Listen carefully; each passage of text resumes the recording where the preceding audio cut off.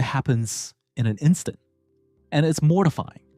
Someone walks up to you, smiling, arms open. You know this person. You know them completely. You remember where you met, the conversation you had, the way they laugh, the fact that they have a dog. Their face is as familiar to you as your own front door.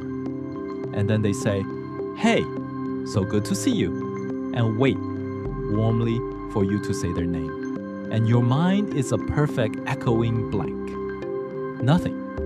Not the first letter, not a hint, nothing. You know everything about this person except the one thing you now desperately need, their name. But a real answer is far stranger than a bad memory. This isn't a personal failing. It isn't a sign that you didn't care or weren't paying attention or that your memory is getting worse. The maddening ease with which you recall a face while completely losing the name attached to it is a direct, predictable consequence of how memory is built, of the very architecture of the system storing that information. Faces and names are not treated equally by your brain. They are stored differently, retrieved differently, and connected to meaning in completely different ways. And once you understand why one sticks effortlessly while the other slips away, you will finally see that forgetting a name isn't a flaw in your mind. It's proof that your memory is working exactly the way it evolved to.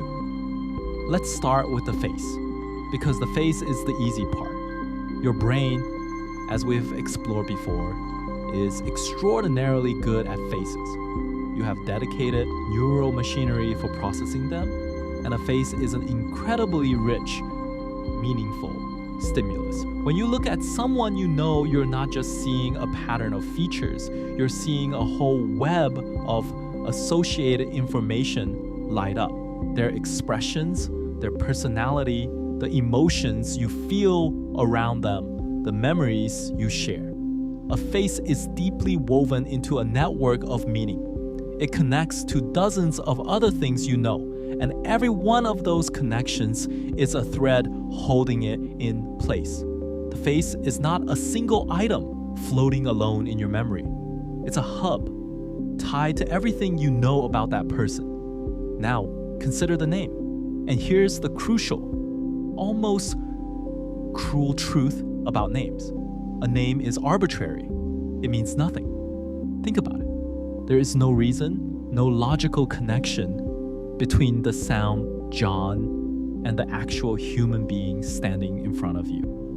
Knowing that someone laughs easily, loves hiking, and grew up by the sea tells you nothing about whether they're called John or David or Michael. The name is a pure abstract label, arbitrarily assigned, connected to the person by nothing but a thin, single thread of memorized association. It doesn't link to their personality.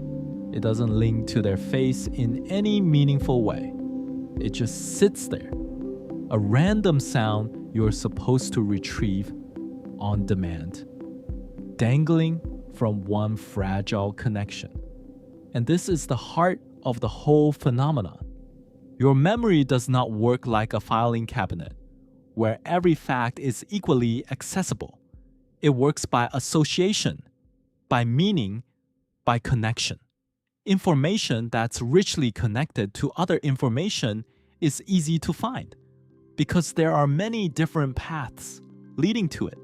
Information that's isolated, connected by only a single link, is far harder to reach, because there's only one way in. And if that one path fails, the information is effectively lost, even though it's still in there somewhere. The face is a densely connected hub with 100 roads leading to it. The name is a remote outpost at the end of one thin, easily blocked trail. There's a classic thought experiment that makes this unforgettable, and researchers have a name for it: the Baker-Baker paradox. Imagine you're shown a picture of a man and told, "This man is a baker." Later, you're shown the same picture and asked what you were told. You will very likely remember he's a baker. Now, imagine a different picture of a different man, and this time you're told, "This man's name is Baker." Same word, same picture and word pairing. But later, you are far more likely to have forgotten that his name is Baker. Why? The word is identical. The difference is everything the word connects to. When baker is an occupation, it detonates a whole cloud of meaning in your mind. Flour, bread, ovens, the smell of a bakery, a man in an apron, warmth, dough. It hooks into a rich web of things you already know. But when baker is just a name, it connects to nothing. It's a bare sound, hanging alone, with no supporting web to catch it if you start to slip. Same word, wildly different memorability, purely because of how connected it is to meaning. So, when you meet someone and instantly lose their name, this is exactly what's happening. Their face floods into a rich network. Everything about them lights up. Their vibe, your history, how they make you feel. But their name, that arbitrary little label, was only ever held by a single fragile thread. And in the flurry of a real social moment, with a dozen things competing for your attention, that thread is the very first thing to snap. You didn't lose the person. You never lose the person. You just lost the one isolated, meaningless sound that your brain was never especially well designed to hold on to in the first place. And here's where it becomes not just an explanation, but a genuine relief. This tendency is nearly universal. It happens to almost everyone, and it becomes more noticeable with age, not because your mind is failing, but because you've simply met more people, accumulated more of these fragile, competing name thread over a lifetime. The fact that you forget names while remembering faces is not a sign of a bad memory. It is, in a strange way, a sign that your memory is working perfectly, prioritizing exactly what it evolved to prioritize. For virtually all of human history, in the small groups our minds were shaped in, recognizing a face, knowing whether someone was friend or stranger, ally or threat, was a matter of survival. Recalling an arbitrary verbal label was not.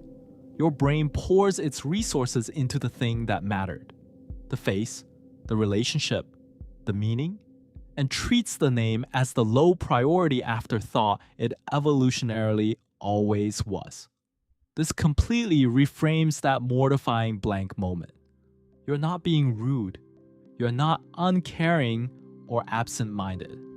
Your brain is simply doing what it was built to do, holding tight to the rich, meaningful, survival-relevant information, the person themselves, while letting the arbitrary, disconnected label slip through its fingers.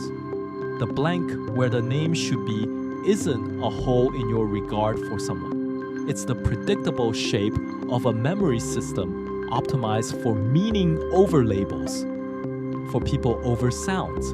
So the next time a familiar face approaches and their name evaporates the instant you need it, don't cringe and don't apologize for a broken memory, because nothing is broken.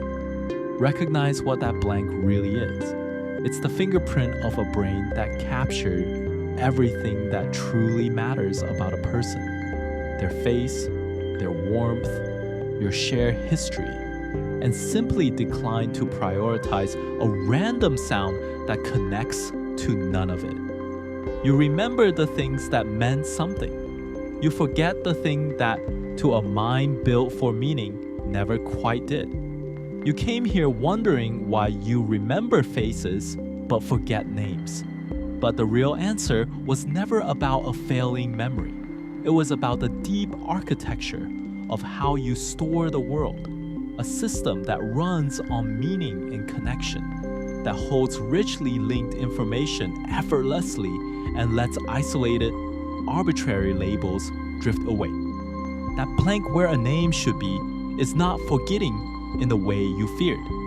It's a quiet reminder that your mind was built to remember what matters most: the faces, the feelings, the people, and that a name, for all our social anxiety about it, is just a sound, waiting patiently at the end of one thin thread, for the moment it happens to come back to you.